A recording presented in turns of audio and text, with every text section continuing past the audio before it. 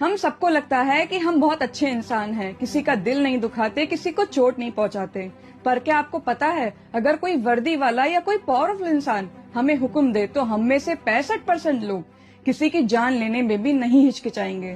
हम सबके अंदर एक शैतान सो रहा है, जिसे जगाने के लिए बस एक पावरफुल इंसान के इशारे की जरूरत है। यूएसए की येल यूनिवर्सिटी में 1960 के दशक में एक मनोवैज्ञानिक प्रयोग हुआ, जिसमें कई आम इंसानों को एक प्रयोग के लिए बुलाया गया। उन्हें एक टीचर की भूमिका दी गई, उनके सामने बिजली के झटके देने वाली मशीन रखी गई और दूसरे कमरे में एक स्टूडेंट को कुर्सी पर बांध कर बिठाया गया। टीचर को स्टूडेंट से सवाल पूछने थे और हर गलत जवाब पर बिजली का झटका देना था। जितने गलत जवाब उतने हाई वोल्टेज का झटका। पहली गलती पर 75 वाट का झटका दिया गया, दूसरी गलती पर 150 वाट का। स्टूडेंट चिल्लाने लगा, मुझे छोड़ दो, मुझे इस खेल में भाग ही नहीं लेना। लेकिन वहां एक तीसरा इंसान भी था जो ये प्रयोग करवा रहा था। उसने टीचर से कहा कि सवाल जारी रखो और हर गलत जवाब पर झटका और बढ़ाओ।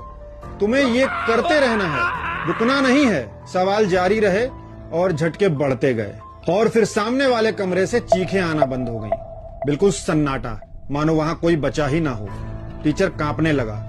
वो बार बार उस तीसरे शख्स की तरफ देखता, पर वो शख्स पत्थर की तरह खड़ा था। बस इतना कहता कि करते रहो, ये जरूरी है। और पता है उसने इस प्रयोग से क्या सीखा? जो अनजान लोग पैसे की लालच देकर टीचर बनाए गए थे, उनमें से 65% लोग रुके नहीं।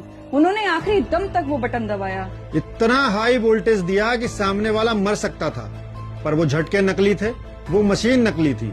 वो स्टूडेंट नाटक कर रहा था। वो स्टूडेंट इस प्रयोग करने वाले के साथ मिला हुआ था, पर वो सभी इंसान जो पैसे का लालच देकर टीचर बनाए गए थे, वो असली थे।